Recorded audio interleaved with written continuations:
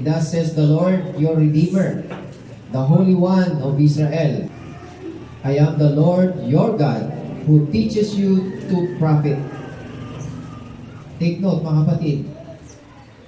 He is the Lord our God who teaches you to profit. Kapag tayo tinuturuan ng ating Panginoon, hindi lang tayo basta tinuturuan tayo to profit. Always, mga kapatid, ang Diyos, kapag siya ang nagtuturo sa atin, He always teaches you to profit. Yung profit, yung lagi kang may gana, lagi kang gagana, lagi kang may pakinabang, laging may pakinabang sa'yo. Amen po? And sabi dyan, who leads you by the way you should go. He leads us by the way you should go. So, ito ang puso ng Panginoon. Makikita natin dito kung ano ang puso ng Panginoon. Even today, mga kapatid, na laging ang nais ng Panginoon sa atin, yung the best for us. That's why He teaches us to profit. Kaya ano bang natututunan natin, it is for us to profit. And He leads us the way we should go. Ang nais ng Panginoon sa atin, mga kapatid, ay tayo ay mabuhay ayon sa Espiritu. Lumakad tayo ayon sa Espiritu. Na kung ginagawa nating leader yung isip natin, ang nais ng Panginoon, ang gawin natin na leader ng buhay natin ay ang Espiritu Santo, the Holy Spirit. If you seek her as silver and search for her as for hidden treasure, tanging ang Diyos, yung wisdom, ang Diyos ang nagbibigay niya sa atin. Hindi yan nakukuha sa karanasan natin o sa pagtanda natin, sa pag-edad natin. Hindi yan nakukuha sa mga pagbabasa ng magagandang libro. Yun yung sa panahon ngayon, mga kapatid, napakaraming mga sinasabi ngayon, successful books na mababasa natin. Hanapin natin yung mga pag gusto nating mag-improve tayo sa business, mayroong libro doon. Mag-improve tayo sa relationship, may libro po doon. No? Ang daming magaganda, ang daming magagaling na author na gumagawa ng mga aklat, mga kapatid. No? Pero ang makukuha mo lang dyan is yung karunungan ng tao o yung kaalaman ng tao. Amen po? Yung karunungan ng Diyos, yun ay nagbubuhat sa Diyos. At yun yung ang hinahanap natin kapag tayo pumupunta o lumalapit sa salita ng Diyos, kapag tayo nag-aaral ng salita ng Diyos, sabi dito, di ba, you're searching for wisdom. Not the knowledge and understanding, but the wisdom. Because wisdom comes from the Lord. Only God gives wisdom. Amen po? At yun pag nasa iyo yung wisdom, mga kapatid, yun ang nagbibigay siya ng tagumpay sa buhay natin. Amen po? Because only God, sa Diyos lang po yun. Kaya itong wisdom na to, hindi natin to makikita dito sa sanlibutan. So even today, mga kapatid, dito sa Bible, sa aklat na ito, mga kapatid, dito natin ito hinahanap, yung wisdom ng ating Panginoon. We are living in the end times. Hindi na kaila sa atin yan, mga kapatid. Ang generation po natin ngayon is a little smarter than the old. A little smarter tayo ngayon eh. Bakit natin nasasabing smarter po tayo ngayon? Kasi ngayon, high-tech po tayo. Tama ba? Dati ang alam lang natin yung mga tawag sa telepono namin, yung mga answering. Ngayon, meron ng bago yung AI. So, we are so smart. The people are so smarter. Katulad ng hinula ni Daniel noon, mga kapatid, na sa huling araw, ang tao magsasaliksik ng karunungan. So, but the people, the world, mga kapatid, is missing something. You know? What's missing in this, behind these things na nakukuha ng tao yung success nila sa mga invention, sa mga discovery, sa mga technology, nakukuha nila yon. But still, mga kapatid, ang tao, sabi nga ng Panginoon, in the last days, darkness will cover the earth. Deep darkness covers the people. It is happening today. And I believe, mga kapatid, I also believe, when darkness covers the people, ito po yung depression, ito po yung anxiety, ito po yung mga frustration sa tao ngayon na they were being occupied. This is darkness covering the people. Akala mo ang tao masaya pero depressed. Akala mo nakangiti pero meron po silang mga pinagdadaanan. This is last day, mga kapatid. That the people are, makikita natin, they are happy pero hindi sila totoong happy. Hindi sila totoong masaya. Why? Because doon natin makikita, mga kapatid, na ang tao na bubuhay sa sarili nilang karunungan. Ang nagpapasya sa buhay nila ay yung kanilang kaalaman, yung karunungan. Parang ganito, example, mga kapatid. Pag gusto mo mag-asawa, meron kang standard. Pag gusto mo magtrabaho, meron kang standard na, sabihin na lang natin sa pag-asawa, mga kapatid. Pag gusto mo mag-asawa, ito dapat, ganyan dapat siya. Tapos pag nagtagumpay siya, sige sasabihin mo, di magaling ako kasi tama yung ginawa ko. Amen po? But that is about yung sa sarili niyang karunungan. Later on, mga kapatid, makikita mo ang buhay nila, hindi naman nag-end up sa magiging successful ang buhay nila. Kaya nagsisimula sila ng masaya, pero sa dulo, malungkot, bigo, frustrated, depressed, anxious, problematic. Kasi ang buhay, hindi po ganon. God designed man to live led by the Spirit. Amen? Yung gusto ng Diyos na ang tao mabuhay led by the Spirit. Only the Holy Spirit that can lead us to true peace, true success sa buhay. Yung kapag nilid ka ng Espiritu ng ating Panginoong Jesucristo. Hindi yung galing mo, hindi yung dunong mo ang magdadala sa iyo sa tagumpay. Amen? Alam niyo, mga kapatid, kung titingnan niyo ngayon, maraming magagaling ngayon. Pero hindi naman basihan yung tagumpay ng isang tao na siya ay successful. Magaling ka, marunong ka, naging successful ka, naging mayaman ka when it comes to material things. Pero pagdating sa Diyos, zero ka. Only the Spirit of God can lead you to that place. God wants the best for us. And when He teaches you to profit and leads you. So ito yung talagang puso ng Diyos sa atin, mga kapatid. Yung turuan talaga tayo at i-lead tayo. Sometimes yung mga tao parang sabi, hindi ko naman kailangan turuan. Marunong na ako, ba't pa ako tuturuan ng Diyos? Yun lang, mga kapatid, you don't have that wisdom. Only God's wisdom na magpapaunawa sa iyo yung halaga ng bagay na binigay sa iyo ng Diyos. Only God's wisdom. Katulad nito, anong wisdom meron tayo para pahalagahan natin ang pagkakataon nito, ang pakikinig natin ng salita ng Diyos. Di ba? Yung marunong mga tao, alam ko yan, pero hindi nila ito na i-apply sa buhay nila. Parang ganito, mga kapatid, paano mo makikita ang wisdom sa isang tao? Professional, magaling siya. Marami na akong nakikita ganito, kahit kayo marami kayo nakikita.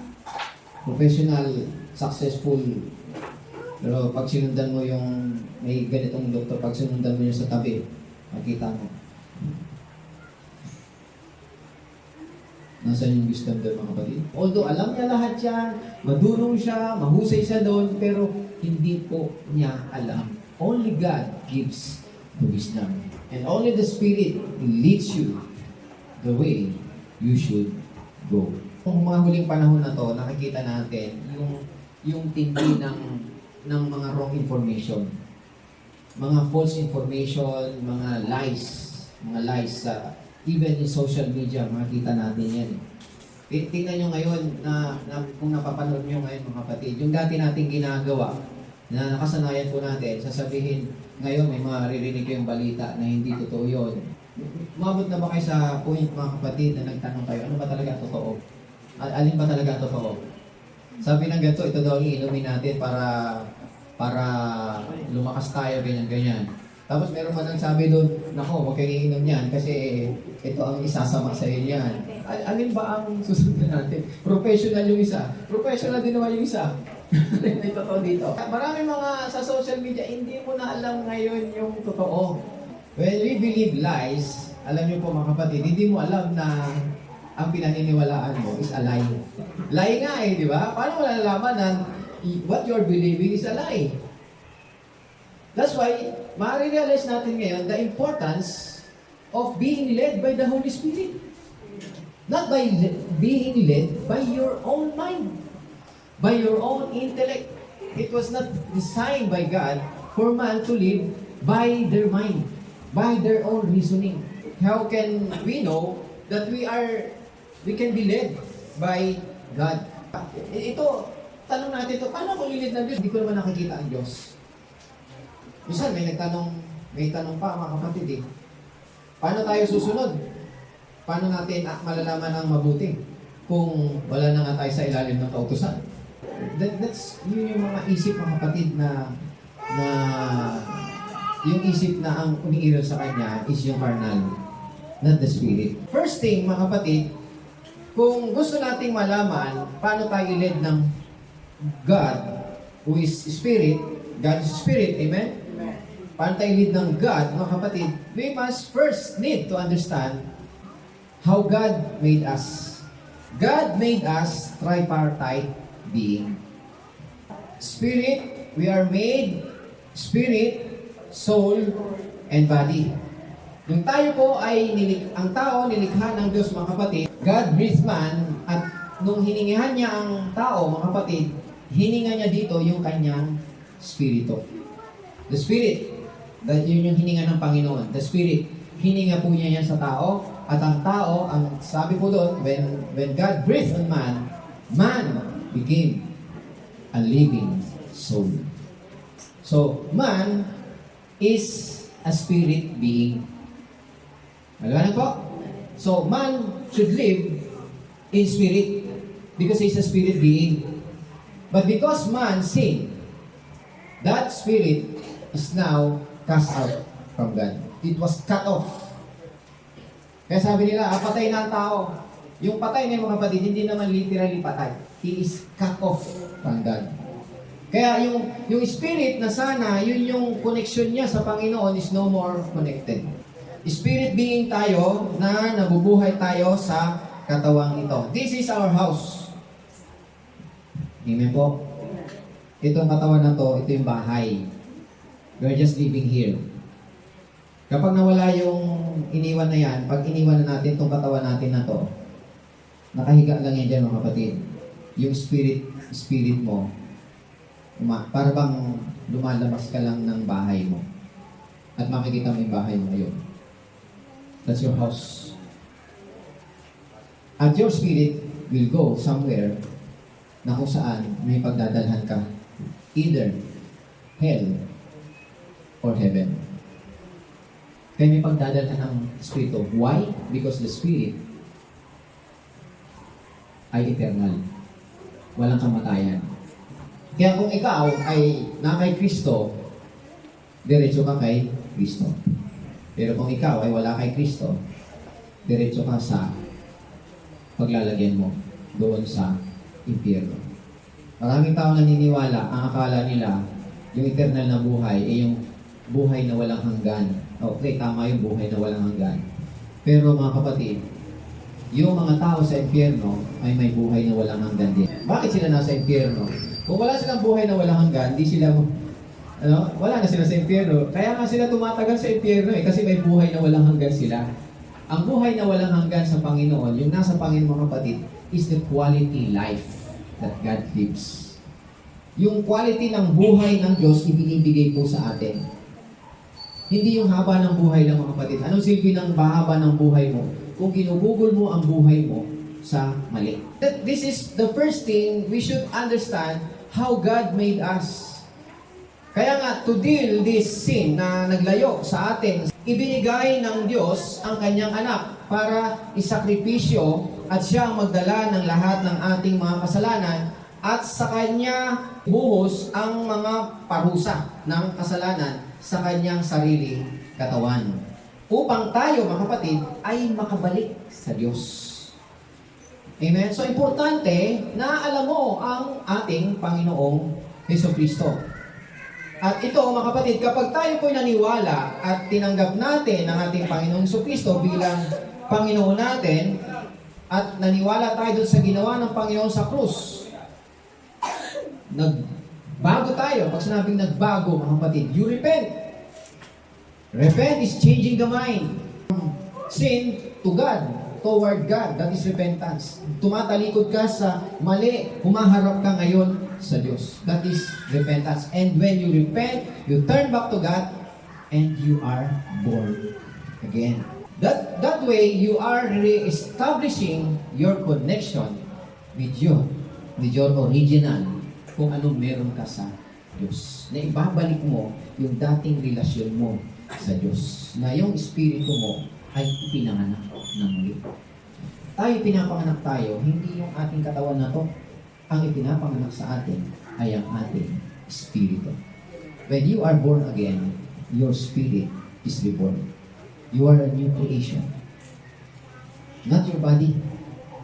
Your spirit, because your spirit being.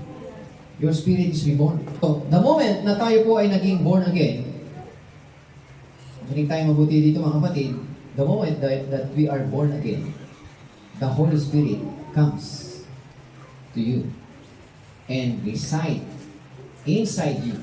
He's now inside you. Maliwanag po ba? Yung Holy Spirit, nananahan na yan sa'yo. Amen po? At yung Espiritu na yan, dinisign ng Panginoon, mga kapatid, para tayo mag-operate. Yung buhay natin, ipatakbuhin natin yan out of spirit, not out of your mind. Ang isip natin, mga kapatid, gamitin natin yan sa buhay natin. Huwag nating hayaan ang isip natin, kontrolin po tayo. Nandiyan po ba tayo, mga kapatid? Sabi ng isip mo, matalino ka. Opo, tama. At kinokontrol ka nun. Don't allow your mind to control you. You control your mind because you are spirit. Nais ng Panginoon, mga kapatid, na ang buhay natin tumakbo ngayon mula po dun sa espiritu na yon na nabuhay na magmuli. Hindi po sa magre-rely tayo sa isip natin o sa sarili nating galing. Kaya tayo nakikinig ng salita ng Diyos. Kaya tayo laging nandito. Lagi tayo nakabantay, lagi tayo nakaabang. Hindi man araw ng linggo, mga kapatid, pag uwi natin sa bahay, minimeditate natin yung salita na napakinggan natin. Nandiyan po ba tayo, mga kapatid? Hindi yung pag napakinggan natin, salamat, tapos na, nakapagsimba na ako, tapos ito na trabaho ko, kakalimutan mo na lahat. Hindi, it's there. Because the Word is eternal. Even the Word of God is eternal. Kung ang salita ng Diyos nasa puso mo, naroon yan, tinanggap mo yan sa puso mo, eternal yan, mga kapatid. Kahit anong ginagawa mo, the Spirit is still in you. Hindi mo yan makakalimutan because when you are born again, you are a new creation, the Spirit resides in you, abides in you permanently. He dwells in you permanently. Hindi yan aalis sa inyo. Nandyan yan. Kaya nga, when we rely on the Holy Spirit na nasa atin, mga kapatid, doon tayo na inilid ng Panginoon. Amen? And the Holy Spirit can lead us into paths of peace and abundance and cause us to experience yung totoong success in all areas of our life. At ang peace na ito, mga kapatid, hindi lang po ito yung peace mentally. May kapayapaan ako, wala kang problema. Hindi. Yung kapayapaan na ito, mga kapatid, it is not just in your mental, but also in your spirit, soul, and body. Walang nagkukontrahan dyan sa spirito. Sabi ng spirito mo, sa Diyos ka. Sabi naman ng isip mo, hindi, may gagawin pa akong iba. Sabi naman ng katawan mo, tinatamad ako ngayon eh. Parang inaantok pa nga ako eh. Parang wala akong gana. Yun yung katawan mo. Pero sabi ng isip, spirit mo, hindi, ito tama eh. Gagawin ko to eh. Nakuha niyo po mga kapatid? At yung spirito mo, sabi niya, sa Diyos ka, sa Diyos ka. Sabi naman mo, oo, sa Diyos ako, pero may gagawin pa nga akong iba eh. There's no peace in your spirit, in your soul, in your body. That's why the body of Christ was broken. Why? So that your body be joined together. The spirit, the soul, and the body becomes one. Hallelujah! Praise Jesus. Glory to God. Kaya ngayon, pag naiintindihan natin, mga kapatid, na we are spirit being, we are not in the flesh, we are in the spirit. We are not under the law. We are under Christ. We are dead to the law to be alive in Christ. Ito, sa panahon natin, ito ang kailangan natin. Because this is the wisdom of God. Tingnan natin kung paano inintroduce ng ating mismo, ng ating Panginoon Kristo, ang Holy Spirit. Let's go to the book of John, chapter 14. Basahin natin, verse 16. And I will pray the Father, and He will give you another helper, that He may abide with you forever. The Spirit of truth, whom the world cannot receive, because it neither sees Him, nor knows Him, but you know Him, for He dwells with you, and will be in you. I will not leave you orphans, I will come to you. Amen? So bago po ang Panginoon pumasok doon sa kanyang kamatayan sa krus, inihayag niya ito, mga kapatid, these few words, these last words, in the upper room. At niyo, mga kapatid, the upper room. The upper room today, mga kapatid, is where Christ is. In the upper room. Doon sa upper room, inihayag ng Panginoon ang lahat-lahat patungkol sa iglesia. Amen? Doon niya inihayag yun. At ang kasama niya doon sa upper room, mga kapatid, is yung kanyang mga disciples lang. Exclusive. So doon po ni-reveal ni Jesus Christ ang lahat ng ito. At inihayag ito ng Panginoon, mga kapatid, itong binasa natin na to, to prepare them for what is to come. Bakit? Ano ba mangyari? This is the last, ito na yung huling panahon ng Panginoon na bago siya pumasok sa kanyang kamatayan, naggumawa siya o sinamahan niya ang kanyang mga alagad para sa huling hapunan. Tama po ba, mga kapatid? Amen? So, sa huling hapunan, ito na yung kanilang huling hapunan at piniprepare na sila ng Panginoon sa mga darating sa kanila, sa buhay nila. And what He's doing is to comfort them sa pamagitan, kino-comfort sila, ini-encourage sila, pinalalakas ang loob nila, at sinasabi sa kanila, mga kapatid, na sabi niya, I will not leave you orphans. Kung ikaw, matagal mong kasama ang Panginoon, at ngayon, mga kapatid, ito na ang huling hapunan nyo, anong mararamdaman mo? Matutuwa ka ba? Di ba, kung hindi ka malulungkot, ikaw ay panghihinaan ng loob. So dito, ang Panginoon, mga kapatid, isinare niya ito sa kanila. I will not leave you orphans. Hindi kayo mag-iisa. Ano yung orphan? Yung iniwan ng magulang. Hindi ka magiging ulila. Kasi nung kasama mo ang Panginoon, para kang may magulang. Ngayon, aalis ang Panginoon sapagkat siya ay ipapako na iaalay niya ang kanyang buhay sa krus. So sabi ng Panginoon, to comfort them, mga kapatid, I will not leave you orphans. Amen? Amen? Kaya ano sabi ng Panginoon dito, mga kapatid? Inintroduce na sa kanila ang Holy Spirit. Dito pa lang maintindihan natin, bakit may Holy Spirit? Because God wants you not to be orphans. Na parang sasabihin mo sa buhay mo ngayon, parang wala naman ang Diyos parang hindi ko kasama ang Diyos nasaan ba ang Diyos? Namatay siya? O nasaan siya? No. Sabi ng Panginoon, I will not leave you orphans. That's why He introduced the Holy Spirit. And when He introduced the Holy Spirit, mga kapatid, ang sabi niya, the Holy Spirit, sabi niya, tinawag niya itong another helper na ibibigay sa inyo ng Ama. And I will pray the Father, and He will give you another helper, that He may abide with you forever. Take note, forever. Not you. Not yung minsan lang. The Spirit of truth, whom the world cannot receive. Why? Bakit hindi ito natatanggap ng mundo? Because it neither sees Him, nor knows Him. Hindi nila ito kilala. Hindi nila ito alam. Hindi nila ito nakikita. Kaya maraming tao hindi naniniwala sa Holy Spirit. Naniniwala sila in just a word. Pero yung sabihin mo, itong Holy Spirit na to, ibinibigay ng Diyos yan sa'yo. Walang nagtuturo. Amen. Pero ngayon, itinuturo po sa atin.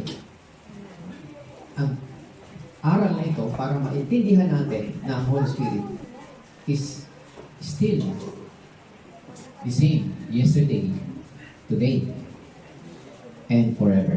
So the another helper. Say another helper. Bakit kaya another helper? The Greek word used here is for helper is parakletos. At para means alongside. Ang ibig sabihin mga kapatid ng alongside, katabi mo lang. Helper. From the word helper, kaya nga alongside. Di ba? It means alongside. Ibig sabihin, it means that the Holy Spirit is one who is alongside o who comes alongside to us to help. Ang Espiritu na ito, mga kapatid, bakit inintroduce ng Panginoong Jesucristo ang Espiritu Santo sa ganitong paraan? Bakit niya ipinakilala ang Espiritu sa ganitong paraan? Anong paraan? Helper. Another helper. Another helper. Another helper. A helper means alongside. Yung katabi mo lang. Pag ikaw may helper, kung ikaw mekaniko, may helper mechanic. Kung ikaw driver, may helper. Laging alongside. Tama ba mga kapatid? Laging alongside. Pag aatras ka, di mo nakikita sa likuran, yung helper mo naroon. Para ano? Hindi ka mabunggo. Because you have a helper. Pero kung wala kang helper, solo mo lang. Ikaw ang nagdadrive ng buhay mo. Kaya kahit umatras ka, ikaw ang nagsisikap para huwag kang mabunggo. Hirap na hirap ka kasi wala kang helper. Hirap na hirap ka sa buhay mo kasi wala kang helper. Ang sabi ng Panginoon dito, I will not leave you orphans. I will pray the Father and He will send you another helper. Kung namatay ang Panginoong Jesucristo 2,000 years ago, today, who is your helper? The Holy Spirit. Ano? Religion mo? Ano? Yung natutunan mo sa nanay mo, tatay mo? Yung natutunan mo sa school? Yung nabasa mo sa ganitong magandang libro? Doon, yun ang mag-guide sa'yo? Yun ang tutulong sa'yo? Yung talino mo? Yun ang magiging guide mo? Yes, magtatagumpay ka doon. Pero you will never see God. You will see hell. You will see Satan. Because God designed man to be led not by your mind, not by your emotion, but by the Spirit. Kaya yung mga alagad, naranasan nilang makasama ang Panginoon. It is hard for them to see Jesus living, dying at the cross. Tayo hindi naman naranasan natin, hindi naman natin nakita ang Panginoon na namatay sa krus eh. Kaya tayo, kahit pinag-uusapan natin na namatay si Kristo, nakangiti pa tayo mga kapatid. Wala tayong pakialam. Why? Maybe, perhaps, your spirit is dead. You're cut off. Kaya you must be born again. So that your spirit is reborn. And the food for the spirit is the Word of God. Sabi ng Panginoon, hindi lang sa tinapay na bubuhay ang tao. Ano yung tinapay? Pagkain. Literal, physical. Hindi lang pagkain tinutupay dito. Yung buhay mo, hindi lang sa buhay mo to. Hindi lang sa asawa mo ang buhay mo. Hindi lang sa anak mo ang buhay mo. Hindi lang sa trabaho mo ang buhay mo. Hindi lang sa ibang tao ang buhay mo. Ang buhay mo rin ay para sa Diyos. Magkaroon ka ng oras sa pakikinig na salita ng Diyos. Pag binibigyan ka ng pagkakataong makinig ka na, brother, sister. Hallelujah. Hinahanap mo, Panginoon, namatay na 2,000 years ago. Narito ang Holy Spirit. I will not leave you orphans. Ayaw kong mangulila ka. This happened on the day of Pentecost. Kaya nga yung mga alagad, bago umakyat ang Panginoon sa langit, mga kapatid, ang sabi niya, huwag kayong alis sa Jerusalem hanggat hindi niyo natatanggap ang pangako ng Ama. Ano yung pangako ng Ama? The Holy Spirit. Another helper. Amen. Sa buhay natin, sa panahon natin ngayon, ako nakikita ko mga kapatid, itong buhay natin na ito, yung sobrang init na to. Ako, nagtatanong ako, wala sumasagot sa akin, ewan kung masagot niyo ako mga kapatid. Bakit napakainit? Kaya niyo mo ba akong sagutin? Even scientific. Oh, wala sumasagot sa akin eh. Nasa huling panahon na tayo mga kapatid. Anytime, Jesus will come. At ang demonyo ngayon mga kapatid ay nagdo-double time. At ito ang problema ng demonyo ngayon. Short time na siya. Malapit na bumalik ang Panginoon. Marami ngayon hinihimatay sa init, sobrang intindi ng init.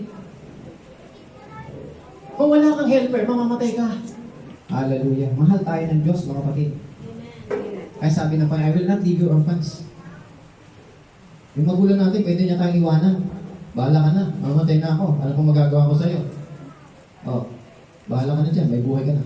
Binigay ko na sa'yo. Napag-aral na kita. Bahala ka na. Kaya mo na. Masaya ka na umiwag na umalis. Pero ang Panginoon, hindi siya masaya aalis. Ang sabi niya, I will not leave you orphans. At ang sabi ng Panginoon, babalik ako sa'yo. At ang gagawin ng Panginoon, isasama kita kung saan ako naroon. And even today, mga kapatid, hindi tayo, even today, nung tayo nakipag-isa kay Kristo, hindi tayo magkakaroon ng eternal life pagdating sa langit. Dito pa lang, may eternal life na po tayo. This is the quality life that God divine na binibigay sa atin ng Panginoon. Kaya ang sabi ng Panginoon dito, itong espiritu na to, hindi natatanggap ng mundo. Amen. Maliwanag, hindi natatanggap ng mundo sapagkat hindi nila ito alam, hindi nila nakita. Eh sino nakakita nito? Yung tumanggap sa Panginoong Kristo. Yung nakikinig ng salita ng Diyos. The helper, ibig sabihin dito mga kapatid, kaya nga, bakit ganito? Bakit inintroduce ng Panginoon? Yung tanong, bakit inintroduce ng Panginoon na sa ganitong paraan na ang Espiritu is another helper na darating sa inyo? Bakit? Ito po sagot mga kapatid, makinig tayo. Because the Lord Jesus Christ had been the disciples' helper all the time when He was with them. He was their helper. Di ba? Nagkasakit yung anak ni Jairus. Kailangan niya ng doktor. Tama? Sino pinuntahan niya? Yung helper. Si Jesus Christ. Lord, mamatay na yung anak ko doon. Sama ka sa akin. Para bumalik. Diba? Tama? Ano sabi ng Panginoon? Your son lives. Go your way. Ano nangyari? During that time, gumaling yung anak. Tama? During the kasalan sa Kana, kinulang ng alak.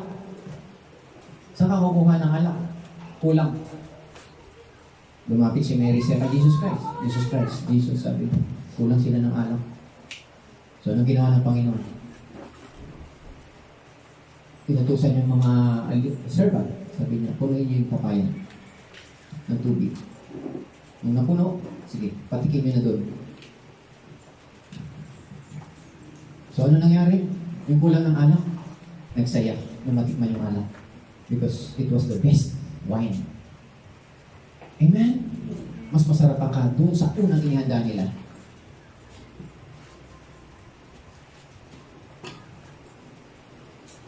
Nung nandun sila sa ibabaw ng bundok, nangangaral ng Panginoon, halos magutom na yung mga tao. Gutom ng mga tao. Sino tatakbo sa tindahan para bumili ng pagkain? Wala po. So, anong ginawa ng Panginoon? Pinuko. At ano sabi? Nagpasalamat doon sa tinapay na binigay ng bata. At ano nangyari? Yung 5 loaves and 2 fish, kumain po ang 7,000. Sino nagpakain? Yung helper, ang Panginoon. Palakpakan natin ang Panginoon. God is your helper. Ngayon, sabi ng Panginoon, aalis na siya. This is another helper. This is another helper, the Holy Spirit. Ito ang pangako ng Panginoon.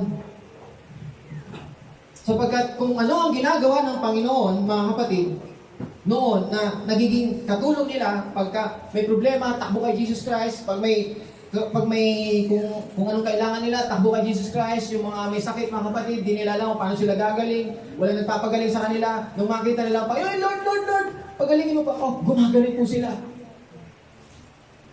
Siya ang ating Panginoon Kristo. And now, He's leaving. But He promised, I will not leave you orphans. Amen. Gaano kahalaga ang Espiritu Santo? Napakahalaga sa buhay natin sa panahon natin ngayon, mga kapatid. Kaya yung iba, hindi sila naniniwala. May Espiritu na ako. Tinanggap ko na si Kristo. Ba't ko pa kailangan i-baptize ng Holy Spirit? Kinig tayo, mga kapatid. The moment you believe in the Lord Jesus Christ, you receive the Lord Jesus Christ, you are born again. And the Spirit dwells in you permanently. Nasa loob mo ang Espiritu.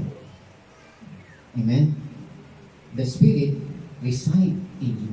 Reside, nagre-reside, nananahan sa iyo permanently. And when you are baptized with the Holy Spirit is presiding on you.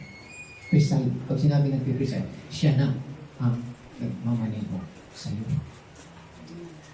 Siya ang presidente ng buhay mo. Dito, reside.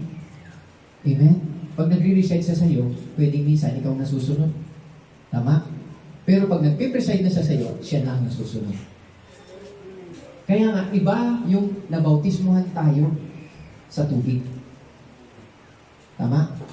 Kapag tayo tumanggap kay Jesus Christ, nandun po tayo sa tinanggap natin si Kristo, nasa atin po siya.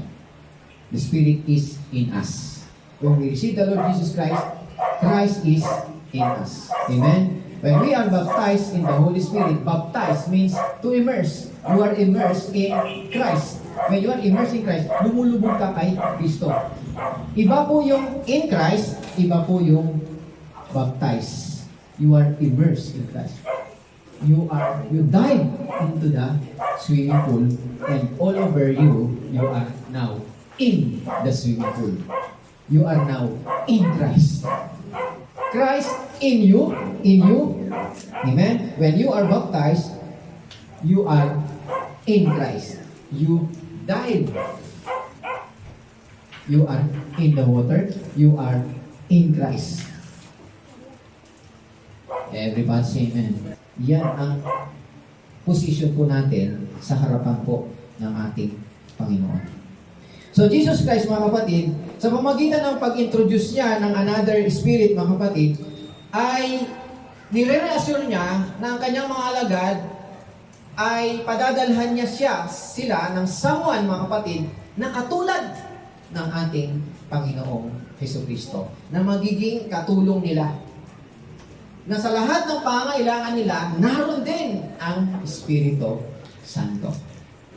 Hindi lang ang Holy Spirit, mga kapatid, katulad ng Panginoong Jesucristo, kundi itong Holy Spirit na ito, mga kapatid, is also not confined in time and space.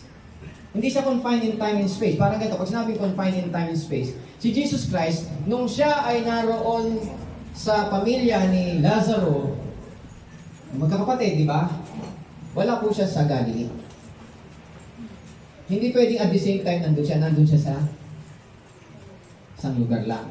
Kaya nga, nung namatay si Lazaro, wala po siya sa Bethesda, di ba? Amen? Wala siya sa Bethesda, nandun siya sa ibang lugar. Tinawag pa siya. Amen? So, may limit pa ang Panginoon bilang siya yung tao. Amen? But this time, itong Holy Spirit na ito, mga kapatid, He will not be confined in time, even space. Maliwanag po?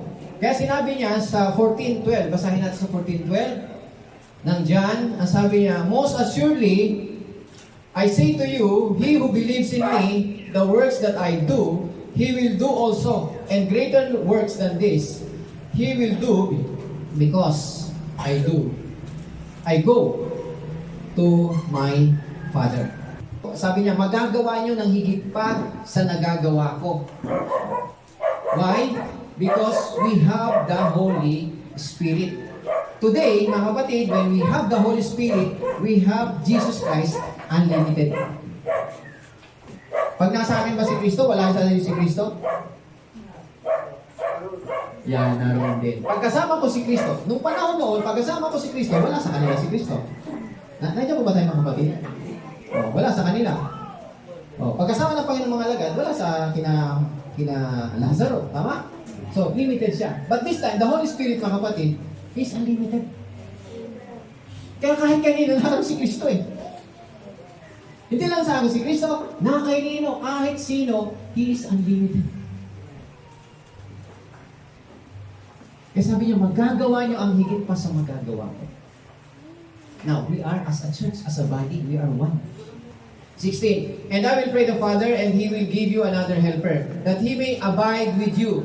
Take note, abide with you. How long? He will abide with you forever. Even Christians today, naniniwala sila. Pag tinanggap mo si Kristo, tapos nagkasala ka, ang sabi niya, wala na sa'yo si Kristo. Wala na sa Espiritu ng Panginoon. That's wrong. Ang sabi ng Panginoon dito, pag tinanggap mo talaga si Kristo, mga kapatid, He will abide with you forever. And forever is very long time. It does not determine kung nagkakamali ka yan o pag tinanggap mo si Kristo, that Christ is in you. He abides in you forever. He will never, ever perish, nor you will never lose the indwelling of the Holy Spirit within you. Tandaan niyo ito mga kapatid, He dwells in you forever. Kaya maraming nagko-condemn sa tao pag nagkasala si ganito, wala na ang Espiritu. Nasa kanya, the Spirit dwells in you. Still. It's permanent. Yeah? Salamat. Salamat. That's good news. Bakit yung iba hindi ito pinangangaral? Sabi, kasi takot sila eh. Papasok na naman yung maling kaisipan ng kaaway ng demonyo. Sabi niya, ligtas ka na pala. Di pwede ka na gumawa ng mali. Kasi nasa lagi yung Espiritu ng Diyos. Every sin has consequence. Anong pagkakamali mo, laging may consequence. Kaya ibig sabihin, magkakasala ka, pag nagkasala ka ba, walang consequence? Meron, laging meron. Amen?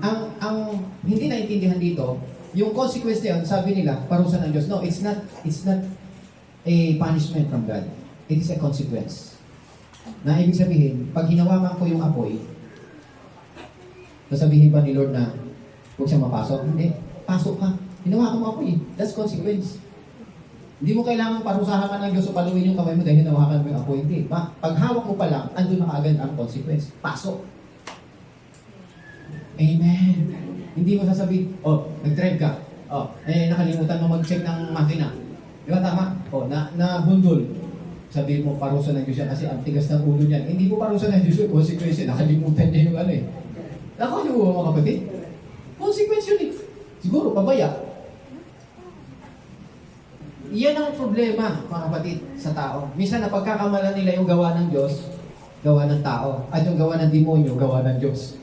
Parang ganito, sa insurance, di ba? Sabi nila, work of God, acts of God daw. Yung bagyo, yung baha, acts of God. Tama? Amen? Hindi acts of God yun. Acts of the devil yun eh. Amen? Anong gagawin ng Diyos? Babahain tayo dito? Magpapabaha ang Diyos? Hindi magpapabaha ang Diyos. Kaya tayo binabaha dito mga kapatid. Dahil mga bundok natin, kalbo na. Bakit tayo umiinit ngayon? Pinarurusahan na tayo ng Diyos kasi ginagawa ng impyerno itong mundo. Hindi. Nabutas yung ozone layer natin, kaya tayo napapasok ngayon. Ano sasabihin mong parusa? Yun na nga eh. Yung gawa ng kaaway, gawa ng Diyos. Gawa ng Diyos to. Ang sama na kasi ng tao, kaya ang init. Hindi. Namatay ang Panginoon para sa kasalanan natin. Pinagbayaran ng Panginoon ang lahat ng kasalanan natin. Hindi tayo ang nagbayad. Pag binayaran ng Panginoon, yung parusa niyan, cancel. Binayaran niya eh. Sisingilin ka pa ba? Di na, wala na. Nandiyan po ba tayo mga kapatid? Kaya huwag mong gawin yung gawa ng kaaway sa buhay mo, ay gawa ng Diyos. Hindi gawa ng Diyos yan. Gawa ng kaaway yan sa buhay mo. Kaya kailangan ng Holy Spirit. Ito ang idea ng Old Testament. Sapagkat sa Old Testament, mga kapatid, kahit sina David, example na lang, si Samson, hindi sila pinahanan ng Espiritu Santo. But the Spirit was upon them. Katulad ni Saul, nung naging hari siya, the Spirit was upon him.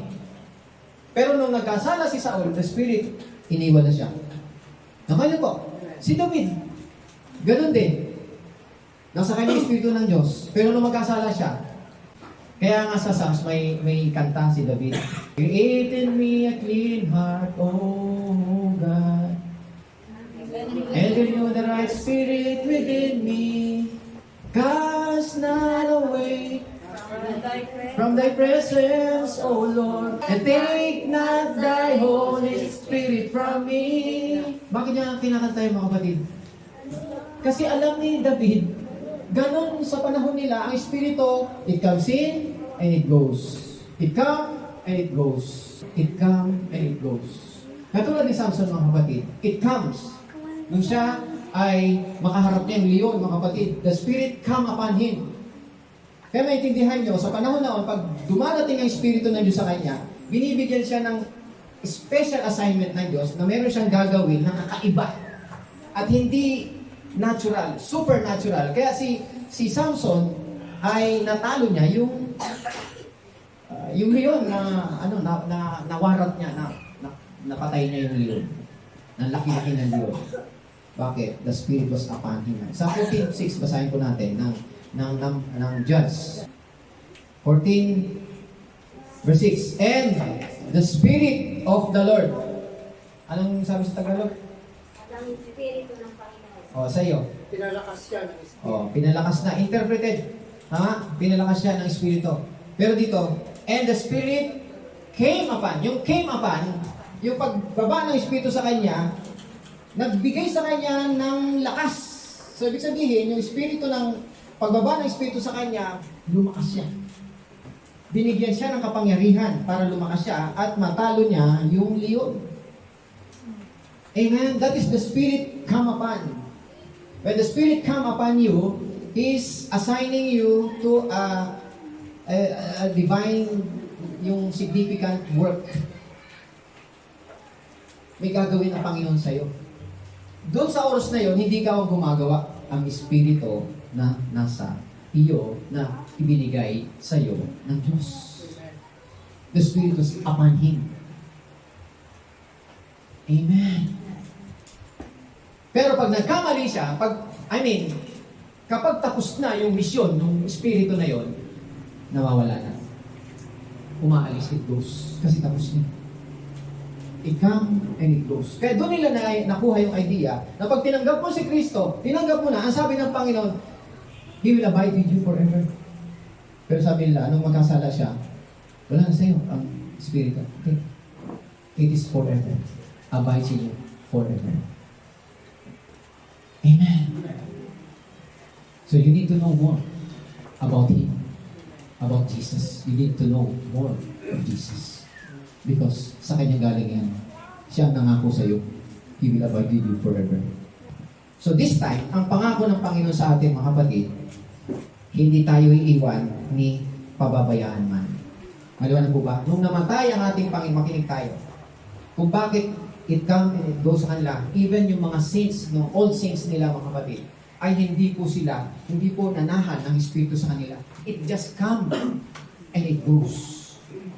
But never dwell permanently. Abide in them. Why? Because Jesus Christ died not during their time. Hindi pa po namamatay ang ating Panginoong Jesucristo. Sapagkat nung namatay ang ating Panginoong Jesucristo, yung kasalanan na naglalayo sa atin sa Diyos, mga kapatid, ay kinuha niya. Amen? Kinuha niya, inalis niya yun, mga kapatid, upang tayo ngayon ay naging malinis na malinis sa harapan ng ating Diyos, ng ating Ama. Dahil doon sa ginawa ng Panginoong Jesucristo, doon sa krus, naging malinis na malinis po tayo. We were cleansed by the blood of Jesus. That's why, because we are now cleansed, the Spirit can dwell permanently, abides in you forever. Ang Espiritu hindi pwedeng manahan sa isang tao makasalanan. Never. Kaya nga inalis ng Panginoon ang lahat ng kasalanan. Nung time nila, mga kapatid, even sina Moses, kung lahat ng mga tao noon, mga kapatid, doon natin makikita kung bakit sila naghahandog ng papatayin. Bakit? Yung dugo na yon para sa kasalanan. Tama po ba? Oo. Pero tingnan nyo, paulit-ulit sila, paulit-ulit. Bakit? Actually, yung pagbubo ng dugo ng hayop ng mga bulls and calves is just a picture of the substance. The shadow of the things to come. Ang talagang tinutukoy noon, yung pagpatay nila ng hayop, walang iba ang ating Panginoong Jesucristo. The Lamb of God who takes away the sin of the world. Kaya yung mga pinapatay nilang hayop, mga kapatid, hindi ibig sabihin na naalis na yung kasalanan nila. It's just a covering. Gino-cover lang po sila ng dugo na yun, ng hayop na yun. Pero pagdating ng Panginoong Jesucristo, lahat yun, mga kapatid, once and for all, malinis. Kaya wala na pa ulit-ulit. Parang ATM o yung credit card natin. Tama po ba? Na kahit anong gusto mo, nakukuha mo. Bakit? Hindi naman yun yung bayad. Temporary lang yun, pero magbabayad ka pa rin. Doon dumating ang ating Panginoon Jesucristo, yun, nabayaran na po lahat. At ito sa panahon natin ngayon, ito pinapangako. He will abide with you forever. Huwag nating hayaan, mga kapatid, na may mag-udyok sa atin na wala ng Espiritu sa'yo dahil sa kung nagkakamali tayo. Amen. Nandyan ang Espiritu. At itong panahon natin ngayon, mga kapatid, yung praying in the Spirit ay ini-encourage tayo ng Panginoon to pray more in Spirit, to pray in tongues more. As believers, mga kapatid, yung Espiritu, sabi ko nga, reside in us. As believers, the Holy Spirit resides in us. Amen? But when we receive the baptism of the Holy Spirit, He becomes resident in our lives. Nagiging presidente siya ng buhay natin. And this is how, kung paano tayo nililid ng Panginoon sa path of peace, wholeness, well-being, and prosperity. Amen po? Kaya nga, the word prosperity, take note, gusto ko lang bigyan ng pansin to, yung word doon na impart, the Holy Spirit, yung come upon Him, mightily, ang sabi doon, yung word doon, mga kapatid, is the same word na ginamit po doon sa Joshua chapter 1 verse 8. Di ba sabi kay Joshua, sabi niya, this book of the law shall not depart from your mouth, but you shall meditate in it day and night, that you may observe to do all things that is written in it. For then you shall make your way prosperous. Yung word ng prosperous doon, the same yung ginamit ko dito, yung the Spirit come upon him mightily, prosper. Kaya sa ibang version niyan, may sinabi diyan, yung Espiritu ng Diyos prinasper. Prinasper po si Samson, prinasper siya. Pag sinabi prinasper, ano ba yung kailangan ni Samson doon sa oras na yun? Di ba kalakasan? Prinasper ng Panginoon, yung kalakasan niya.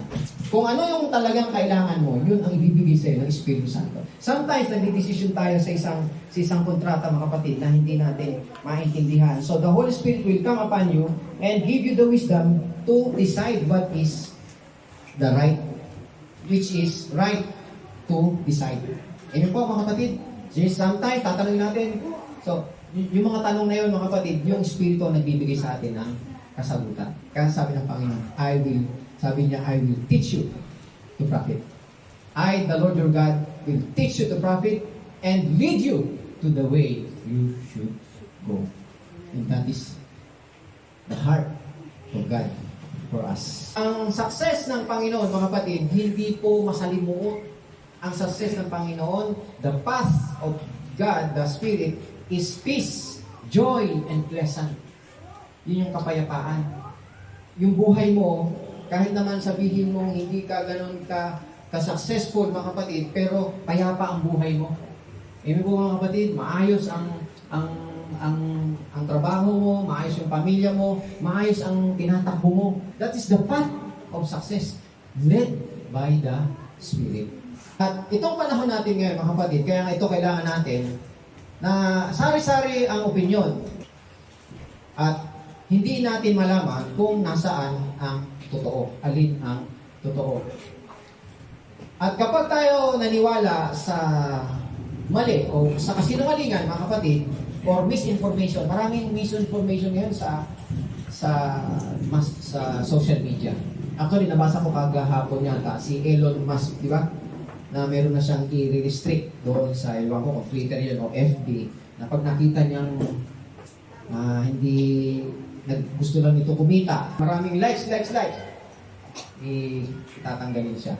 Meron na siyang apps na ginagawa. So, bakit ganito, mga kapatid? Because itong mundo natin is more of misinformation. No? Lalo tumitindi yung misinformation, yung mga lies, napakarami. Saan tayo asa? Saan tayo titiwala? Sa gamot? Sa magagaling na doktor? Sa mga scientifico? Sa mga mayayaman? Sa pera? Wala nang magagawang pera. Nung lockdown, wala nagawa yung mayaman eh. Nakakuha mga kapatid. Pero may tumutukontrol behind. Hindi lang naging lang. Pero ang katotohanan, mga kapatid, malapit na bumalik ang ating Panginoon. And is preparing us today. So habang tayo nag-aantay sa Panginoon, sabi ng Panginoon, receive the Holy Spirit. This is your another helper. Yung degree na nalaman, paano natin malalaman na tayo nadaya, na tayo nakapaniwala ng mali. Kasi kapag tayo nakapaniwala ng mali, mali rin yung magiging takbo ng isip natin. Hindi natin na malalaman kung tayo nakapaniwala ng kasinungalingan. Kasi sinungaling nga eh. Ang talagang purpose niya ay magsinungaling at madaya ka. Hindi mo malalaman, nadaya ako. Hindi mo masasabi yun. But there's one thing na gauge sa'yo na ikaw ay nadaya o nakapaniwala ng mali. Yun po, kapag tayo ay nagkakaroon ng worries, anxiety, and trouble. Kapag nararamdaman mo may takot ka, meron kang mali, something wrong that you believe. Example, wala kang pera ngayon. Nag-alala ka. Ano paniwalaan mo? Kasi, naniwala ka, wala naman yung wallet mo. Wala naman talaga eh. Tama? Naniwala ka talaga, di ba? But that's wrong. Why? Because may Panginoon tayo. Tama? Hindi mo natutunan magtiwala sa Panginoon. That God is your provider. Mahina ka ngayon. May sakit ka. Nakaramdam ka ng panghihina. Sabi ng doktor sa'yo, Brad, ang tao pag tumatanda, humihina na. Oo nga, bro. Parang nga. O, di ba? Amen? Hindi mo nalaman. Christ is my strength. And my youth is renewed like eagles. Hindi mo natutunan yun. Hindi natutunan yun. Tama ba? Ang Espiritu magpapaalala sa iyo ng lahat ng sinabi ng Panginoon sa Kristo. Yun ang gawain ng Espiritu Santo. Kaya minsan nasa problema tayo, papaalala sa iyo. Di ba sabi ng Panginoon? Di ba sabi ng Panginoon? Yung degree na tayo ay worried, anxious, depressed, mga kapatid, is the degree na tayo po ay naniwala sa mali. Mali ang ating paniniwala. Ang tagal-tagal na nito sa sakit ko. Hanggang ngayon, hindi pa ako gumagaling. O, di ba pinaniniwalaan mo? Hindi na yata ako gagaling. Kailan pa ba ako gagaling? O, di ba? Mali paniniwala. Nadaya. Ano ba dapat yung paniwalaan? Pinagaling ka na. At the cross. You were healed by His stripes. Receive it by faith. Not by your mind. How do we know? Saan natin masusumpungan ng katotohanan? Nasaan ang totoo? Sino ba nagsasabi ng totoo? Hindi si pastor. Nasaan? Basahin natin. Let's read the book. Saan natin masusumpungan ng katotohanan? Chapter 8 ng John. Verse 32. Paano namin makikilala ang katotohanan? You will know the truth and the truth shall set you free. How can I know the truth? Tingnan natin yung context. Verse 31. Sino sinabihan niya? Yung mga Hudyo. Ano sinabi niya sa mga Hudyo? If you abide in my word, doon sa mga Hudyo, na mga sumusunod, nakikinig sa kanya, di ba? If you abide in my word, you are my disciples indeed. And it goes on to say, you will know the truth, and the truth shall set you free. So how will you know the truth? If you abide in my word. You will know the truth, and the truth will set you free. Kung mananatili ka sa aking salita. Kaninong salita? Sa akin, kay Kristo. Salita ni Kristo. Salita ng Diyos. It is in the Word of God. God's Word is your inheritance. Dito mo masusumpungan ng katotohanan. Dito mo malalaman kung anong katotohanan. May sakit ka. Oo, may sakit ka. Pero ano ba talaga ang katotohanan? You were healed at the cross. By His stripes, you were healed. Amen. Depressed ka ngayon. Stress ka ngayon. By ang ating Panginoon, dinala niya ang lahat ng sakit at karamdaman doon sa krus. And even today, He has the Holy Spirit to help you. Ask, and you shall believe it. Magtiwala ka sa Panginoon because Christ is in you. And He hears you. Kaya sabi ng Panginoon, papadala ko sa inyo ng another helper. He will be with you. The Word of God. So earlier, mga kapatid, sa dyan, di ba, tinutukoy dito, mga kapatid, na ang espiritu na ito ay espiritu ng katotohanan, the Spirit of truth. When the Spirit of truth comes, He will guide you in all truth. I still have many things to say to you, but you cannot bear them now. Dito tayo, mga kapatid, no? Dito lang natin makikita na ang Panginoon Jesucristo, marami pang sasabihin. Pero hindi daw ninyo ito makukuha ngayon.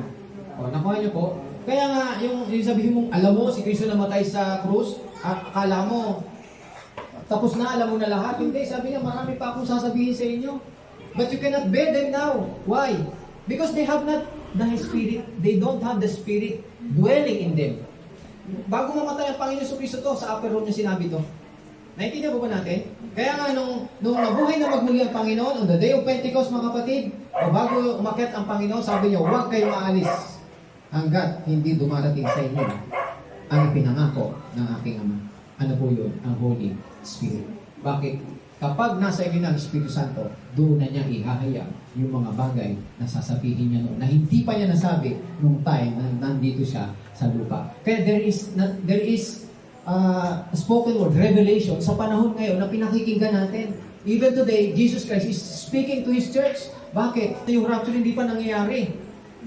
Yun ang hinihintay natin ngayon, yung rapture na tayo babaguhin, yung ating katawan magiging katawang panlangit. Oh, amen? We are already saved, mga kapatid. Our spirit is reborn. We are saved. Ang hindi paligtas sa atin, mga kapatid, yung ating katawan. Kaya tao namamatay pa. Pero pagbabalik ng Panginoon, tayo mga buhay, sabi ng Panginoon, kayo ay babaguhin. Ang iyong katawan magiging katawang panlangit. At yung mga nauna naman na namatay, sabi ng Panginoon, bibigyan ko sila ng bagong katawan. And that is the promise. Amen. And you will never die. You will never grow old. You will never be sick. And you will never be bored kapag nagsasalita ang ating Panginoong Jesucristo. Ngayon, nagbo-bored ka pa. Kasi wala ka pa sa langit. Everybody say amen. Amen. Oh, ang sabi dito, mga kapatid, however, verse 13, when He, the Spirit of truth, has come, He will guide you into all truth. Okay, into all truth. How many truths? Hindi lang buo, lahat ng katotohanan. He will guide you into all truth. He will not speak of His own authority, but whatever He hears, He will speak, and He will tell you things to come. Oh, amen? Sasabihin sa iyo yung mga magaganap. Kaya alam natin, yung mga ganap sa mga darating na araw, hindi ka nanghula, kundi inihahayag yan, itinuturo yan ng Espiritu Santo dito sa panahon natin ngayon. Amen. Amen po ba, mga kapatid? So the more kaya nga tayo, yung Spirit, when the Spirit comes, this is the Spirit of truth. Hindi to Espiritu ng lie. Spirit of truth, and He will guide us into all truths. Pag sinabing truths, including lahat ng katotohanan in every area of our life. Truth in every area of your life. Every area, including your parenting. Yung truth dyan. Anong katotohanan dyan? Minsan hindi natin alam, di ba, yung katotohanan. Ano ba totoo? Ano ba dapat gawin? Ano ba dapat igay? Paano ba igagay ng mga anak ko? The truth will set you free. Minsan tayo, may mga maling kaisipan tayo. Dapat sumunod sa akin ang anak ko. Dapat ganito, ganyan. But when the Spirit of truth comes, He will guide you into all truth in your parenting. Even sa pag-aasawa mo, He will guide you. Hindi mo alam kung sino mapapangasawa mo, He will guide you. Amen. Sa apply mo trabaho, hindi mo alam kung anong trabaho sa papasukin mo, He will guide you into all truth. Anong totoo dito? Ano ang maganda dito? Amen. When the Spirit of truth comes. Alin ang totoo? Pag sinabi totoo dyan, ano ba yung legit, di ba? Gusto natin lagi legit eh. Legit ba yan? Oh, may bumili doon. Oh, maganda raw. Legit ba yan? Tapos di pala. O di ba? Ano ba talaga totoo? Oh, yun. Minsan tayo, nagdi-decide tayo. Tinuturuan natin ano natin, palpak din. O, ano ba talaga totoo? Ano ba tamang turo? Ano ba tamang papalaki ng anak? He will lead you into all truth. The Spirit of truth. Everybody say amen. So, the more we pray in tongues, we allow the Holy Spirit to lead us. The more we will be led to the truth. Makikita natin yung sitwasyon ng buhay natin, yung mga unsure, mga kapatid.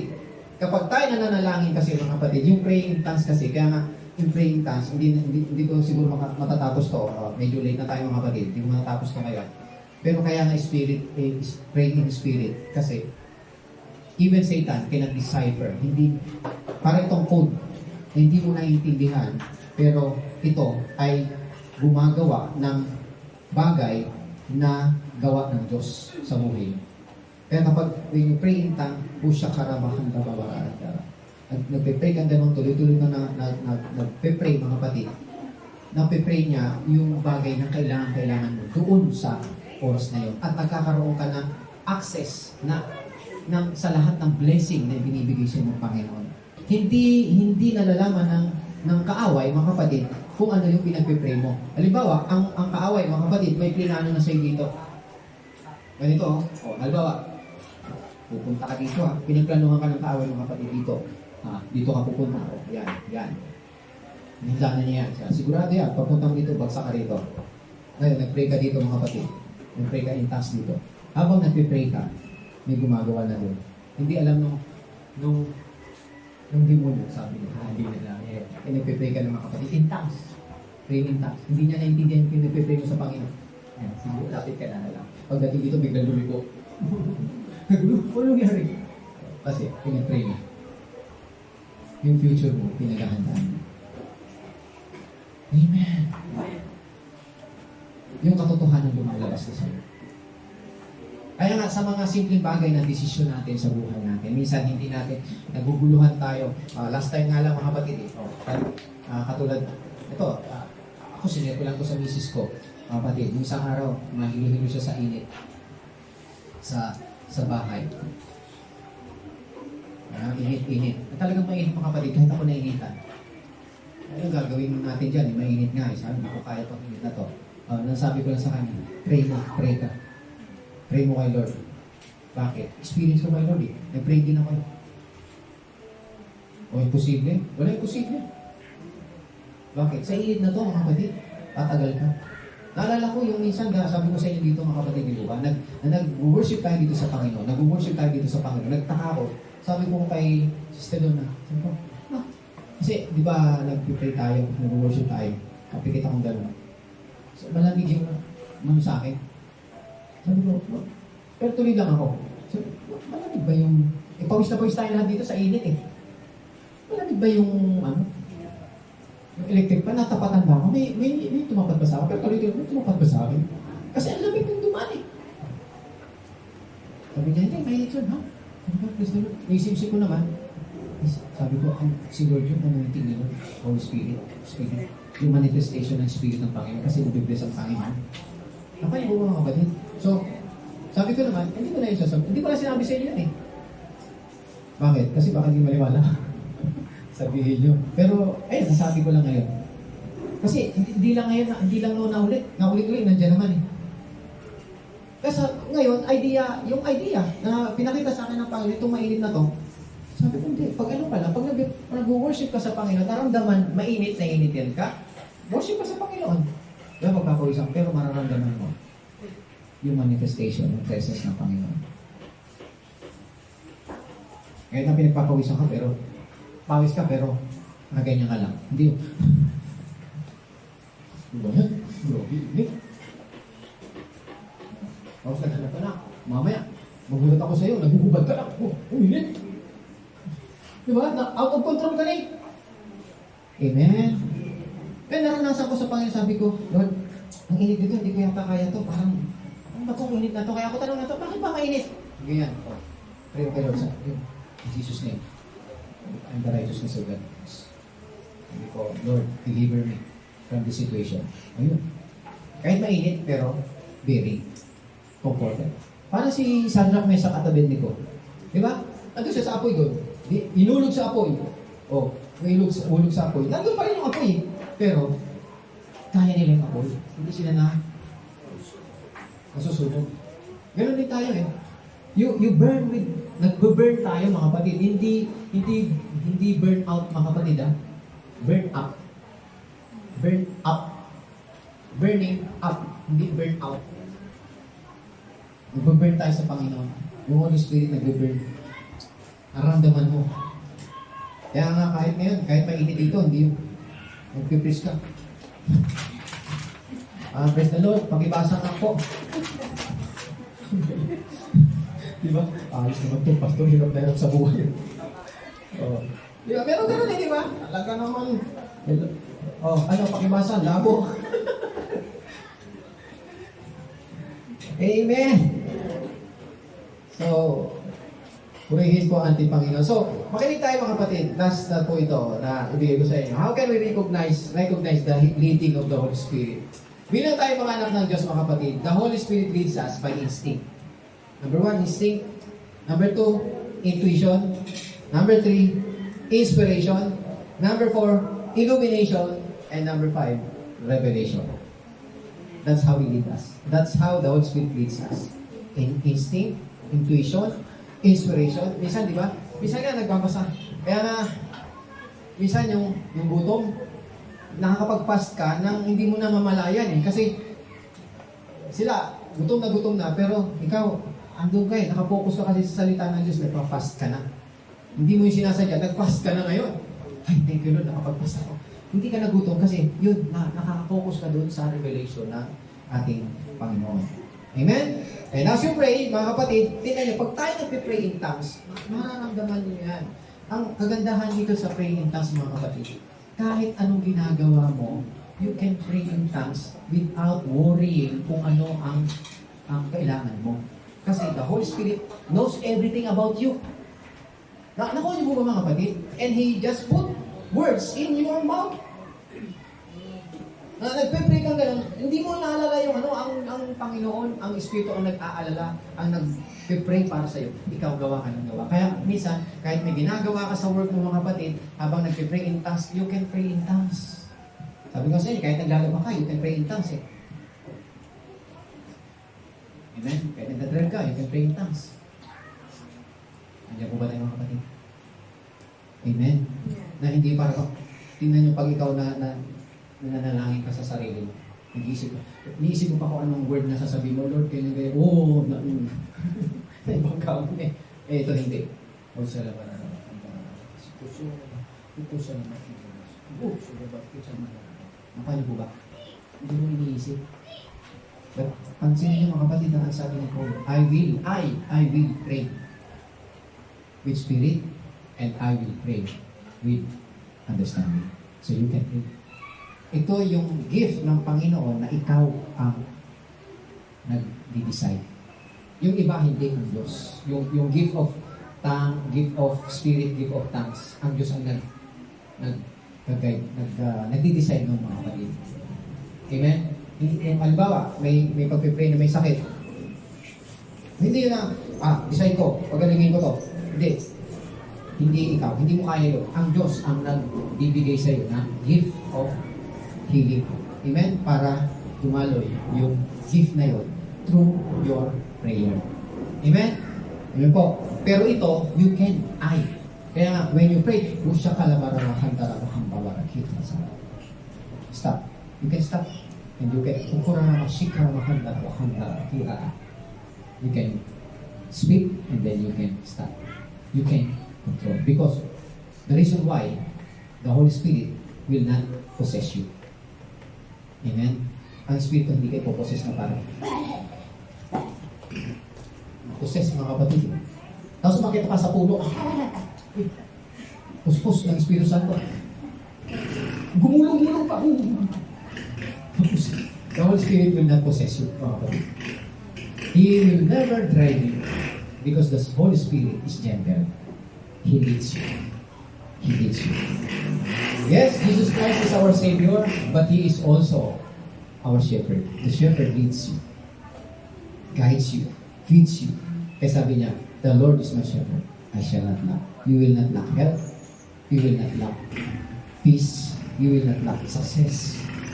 You will not lack solution because the Holy Spirit leads you. Jesus Christ is your shepherd. Tayo pong lahat ito tumayo. Hallelujah. Hindi man po natin ito natapos ngayon. Patuloy po natin itong